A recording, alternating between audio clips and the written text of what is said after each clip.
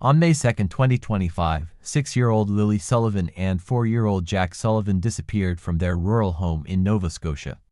Despite one of the largest search operations in the province's history using drones, helicopters, K-9 units, and hundreds of trained rescuers, no confirmed footprints, no scent trail, and no belongings were ever found.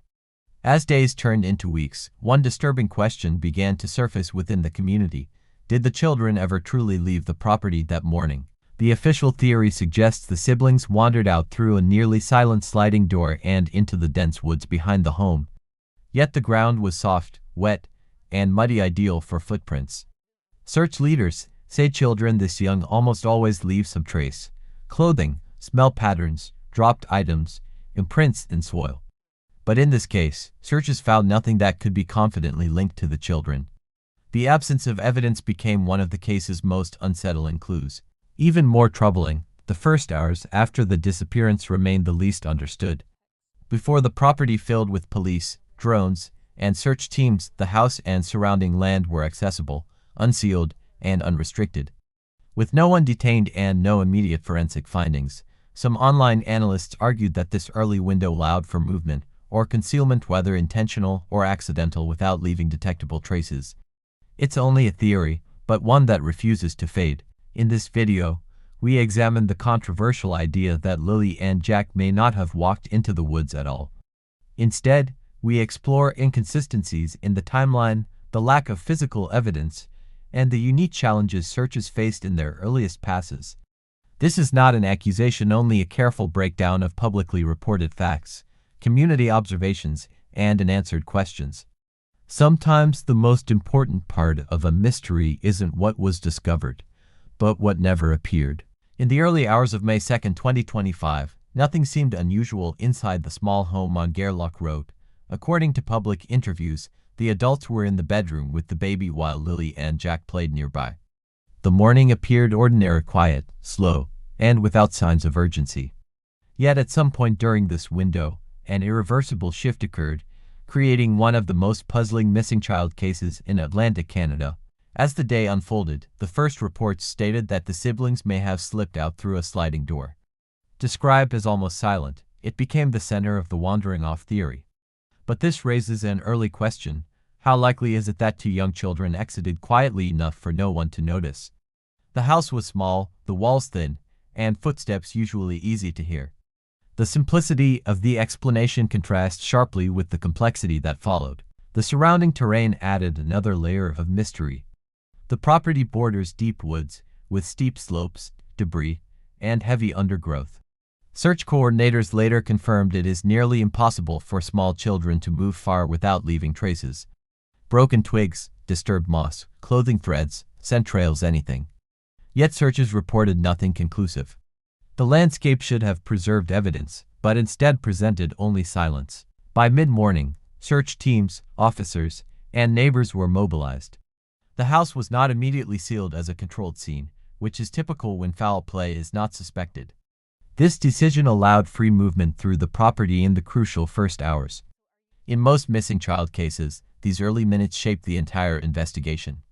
Here, the timeline remained unclear, with only the adults' recollections marking the point when the children were last seen. As police and volunteers entered the woods, rescuers focused on a logical assumption: two children, likely frightened, wandering aimlessly. They expected predictable behavior patterns: staying together, stopping frequently, heading downhill toward water. Those patterns usually create tracks. What troubled search managers was that statistical models did not match what the ground teams observed. This discrepancy made the forest search both necessary and increasingly perplexing. Thermal drones flew overhead throughout the first nights. Equipped with forward-looking infrared, they detect temperature differences that reveal human presence. Operators said the technology performed normally. And yet, nothing resembling to small children ever appeared on the screens. Animals, searches, and warm patches of soil all registered, meaning the equipment worked.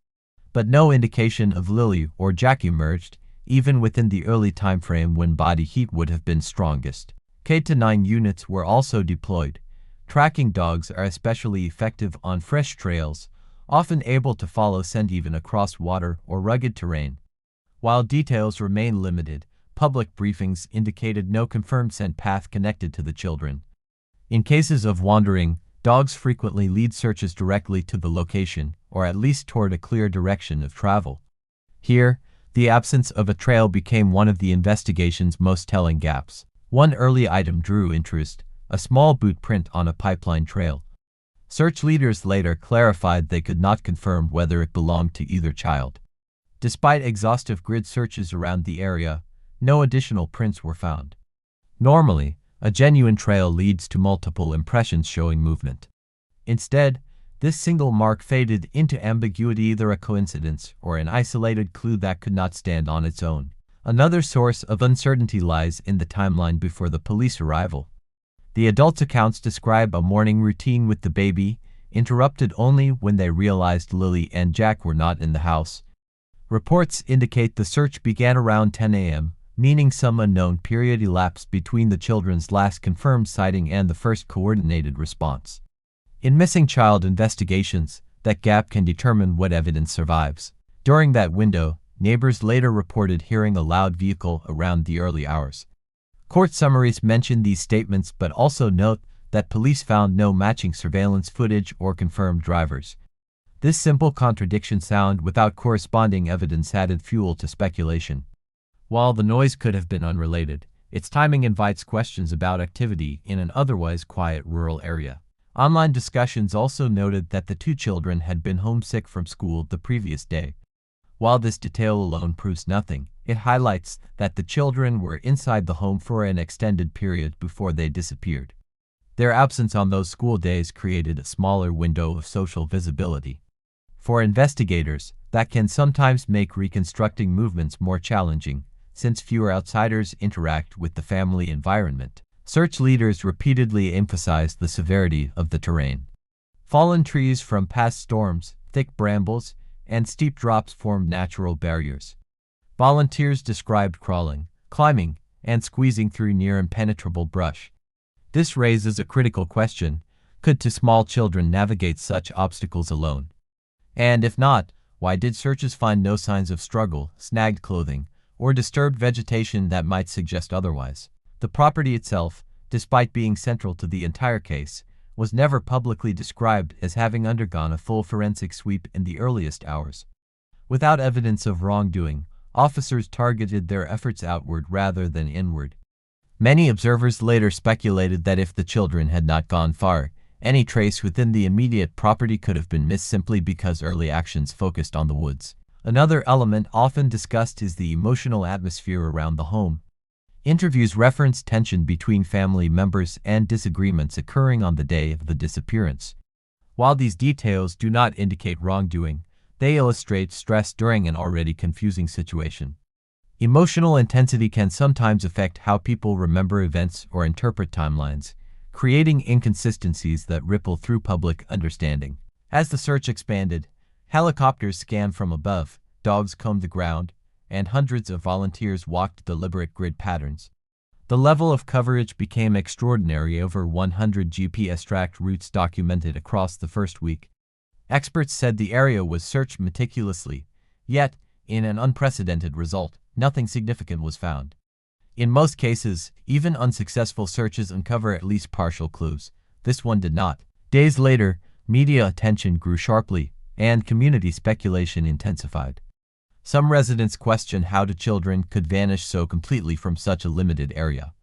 Others wondered if something had happened before searchers arrived, something that removed or concealed traces in those first hours.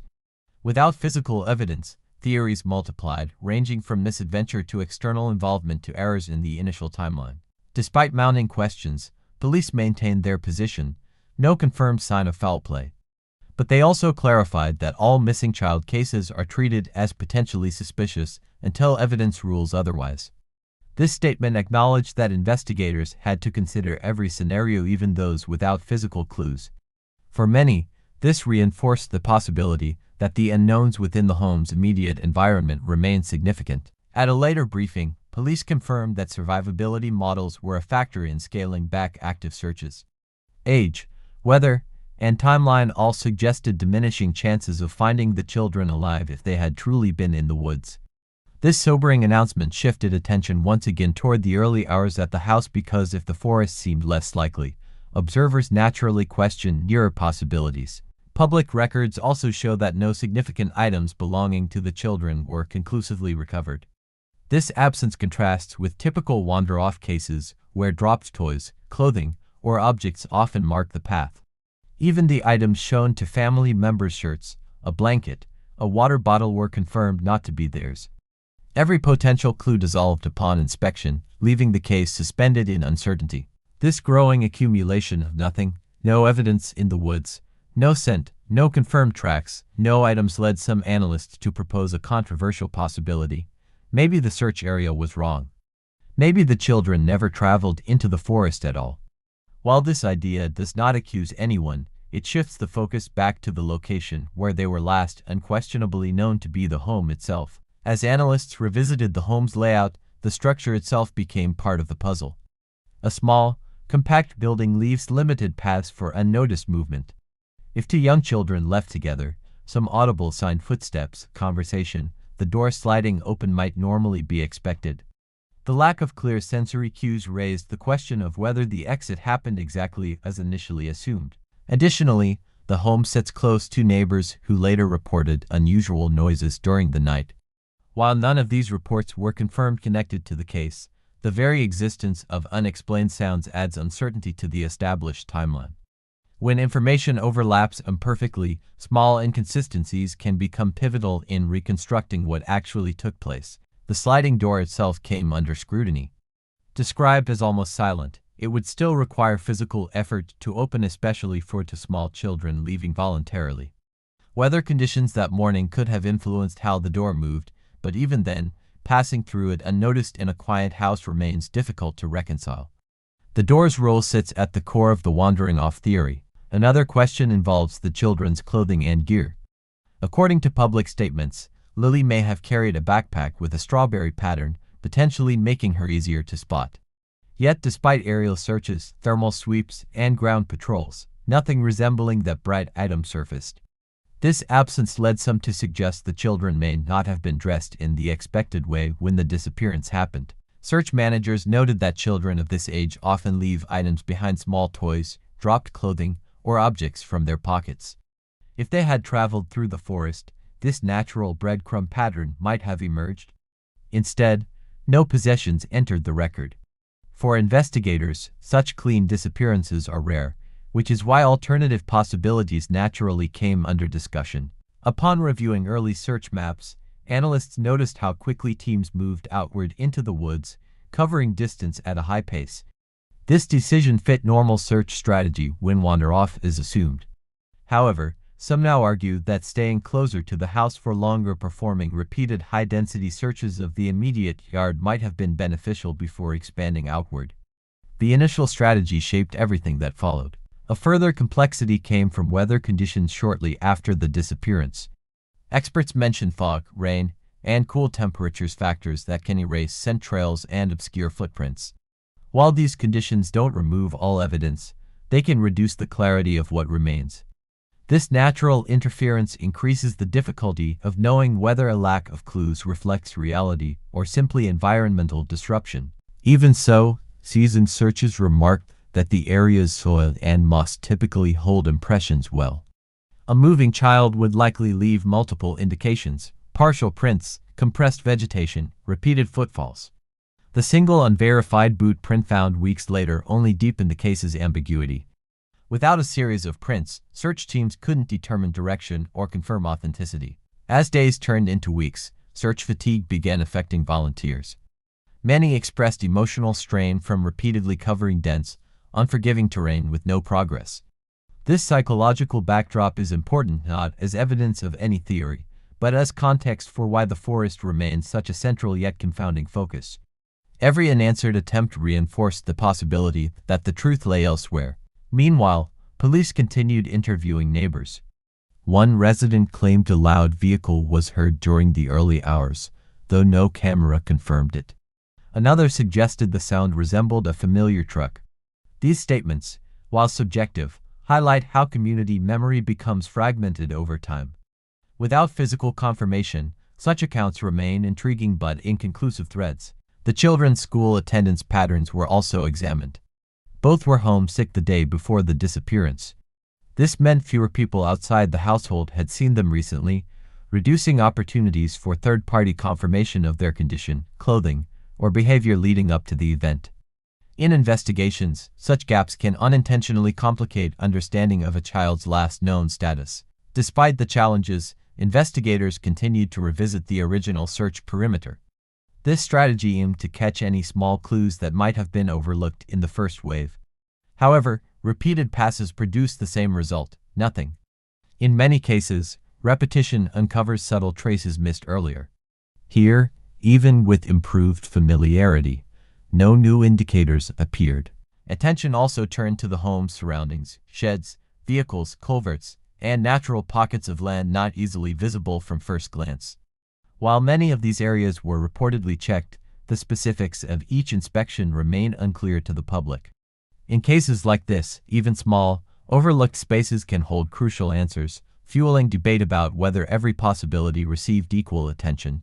Observers noted that no early restrictions prevented people from entering or exiting the property during initial hours. Without establishing controlled access points, it becomes difficult to map who moved where and when. This open environment makes the interpretation of later findings, footprints, vehicle marks, or disturbed objects far more complicated, as their origins cannot be reliably traced. As speculation grew, officials repeatedly cautioned the public against assuming conclusions.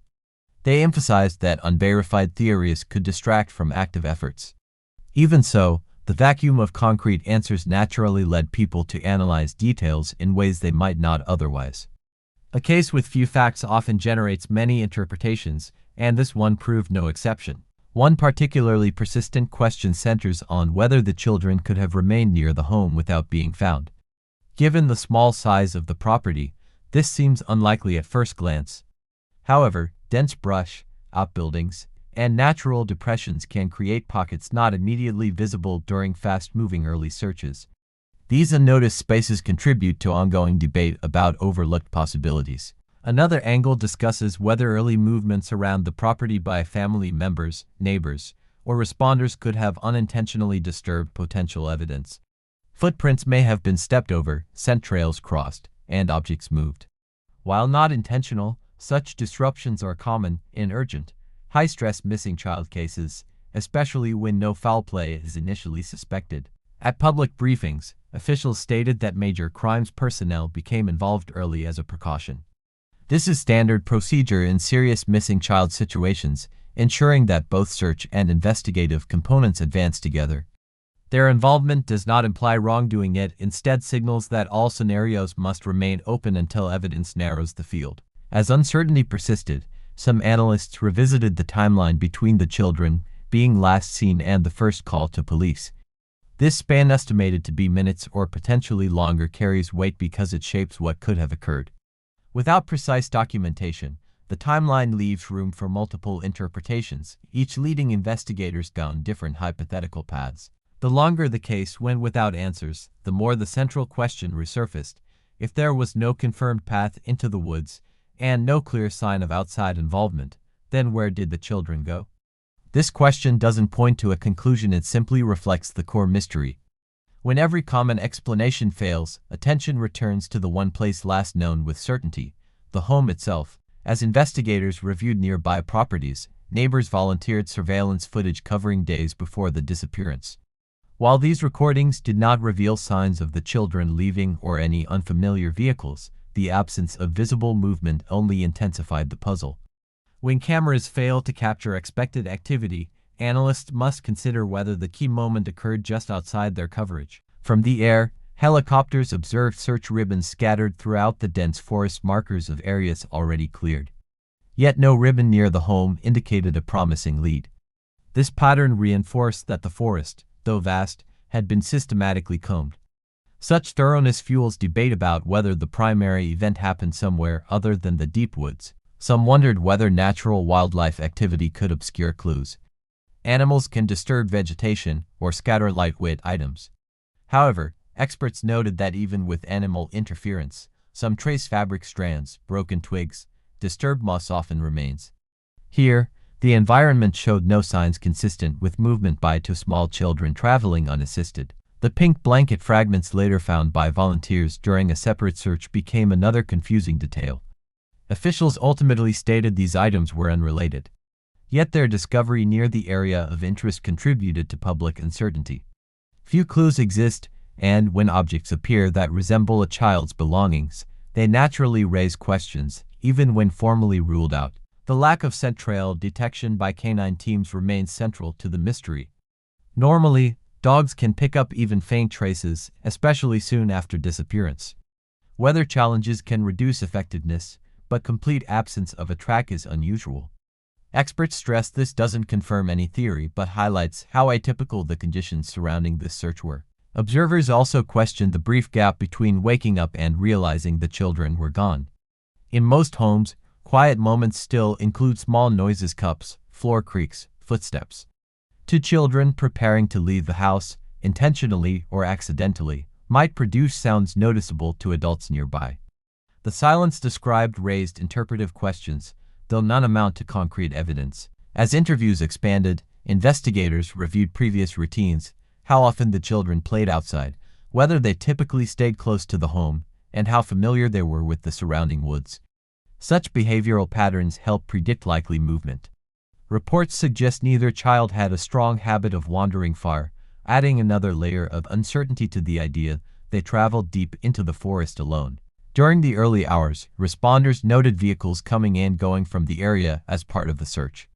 In hindsight, this bustle complicates any effort to identify unique tire tracks or distinguish between original ground markings and those made later. In cases with high responder traffic, the window for capturing precise physical impressions can close rapidly. Over time, specialists revisited the possibility of silent misdirection, not in a suspicious sense, but in the way early assumptions can redirect effort. Once a search expands outward, it often continues outward unless strong evidence corrects the path. This phenomenon is common in difficult missing child cases, where the first working theory heavily influences long-term strategy. Public attention intensified as community vigils were held. Candles, lanterns, messages of hope, each symbolic moment kept awareness alive. These gatherings also highlight another truth. As time passes, communities begin seeking answers beyond basic assumptions. This collective shift doesn't produce new evidence but can broaden the range of questions being asked. Water became a focal point for some analysts. Nearby lakes, streams, and river pathways were considered, though search divers and surface teams found nothing. Hydrological searches are complex, but even then, experts noted they typically reveal at least indirect signs: disturbed sediment or floating items. With no such indicators, the water theory remains possible but unsupported. Cadaver dog searches conducted months later extended the radius dramatically over 40 kilometers. Their lack of findings neither confirms nor denies any theory. Instead, it reinforces the central theme of the case, the absence of clear evidence. For investigators, no evidence is not a conclusion but a signal that the scenario may fall outside typical patterns. Analysts also revisited the timeline of when the mother left to stay with relatives after the disappearance. Though common in high-stress situations, her departure has been cited in discussions simply because it reduced the number of first-hand witnesses available in the immediate area afterward. This shift in household dynamics is noted but carries no inherent implications. The reported argument between families on the day of the disappearance also drew public attention. Authorities have not indicated this had investigative significance, but in complex cases, any interpersonal tension is often reviewed for contextual understanding. Here, no evidence suggests it influenced the children's disappearance, but the detail continues appearing in community discussions. As search days stretched into weeks, patterns of where clues should have appeared that did not became just as relevant as the clues that were found. This negative evidence concept is crucial in reasoning. When two children supposedly moved through an environment and the environment remains unchanged, investigators must decide whether the initial premise fits the observed outcome. The role of fatigue in early responders may also be relevant. Searchers pushing through rough terrain for hours under stress may unintentionally miss subtle signs. While the teams involved were highly trained, human factors remain part of any operation.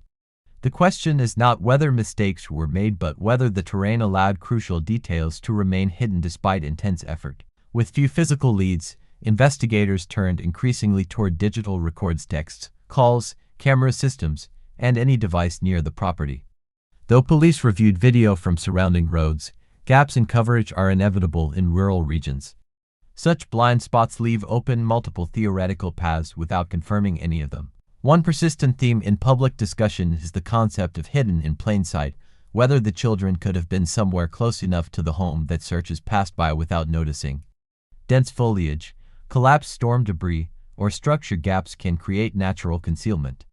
While possible, experts note such concealment usually reveals secondary signs, which were not found. Months later, as temperatures cooled and new searches were planned, organizations emphasized that seasonal changes can alter visibility.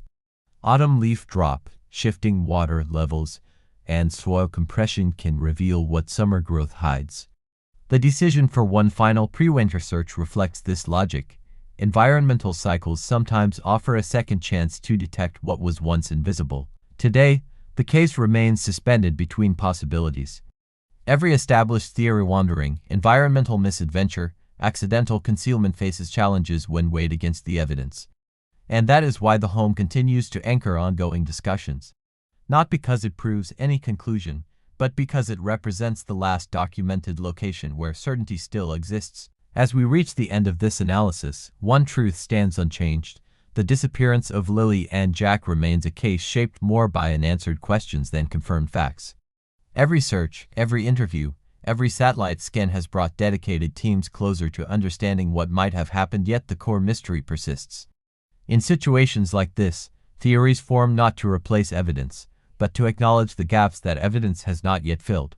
No matter which scenario viewers find most plausible, it is essential to approach this case with respect for the children, their family, and the investigators still working quietly behind the scenes. The purpose of exploring theories is not to accuse, but to understand how a situation like this can unfold without leaving clear traces. And until definitive answers emerge, every possibility must remain open, examined with care and responsibility. If today's video helped you think more deeply about this case, consider joining our community at True Child Cases. We focus on thoughtful analysis, fact-based discussion, and responsible storytelling surrounding complex missing child investigations. Your engagement helps keep attention on cases that deserve to remain visible, cases where awareness can make a real difference, even months or years after the initial search. Please remember to like, subscribe, and turn on notifications so you won't miss upcoming updates, documentaries, and deep dive theory episodes.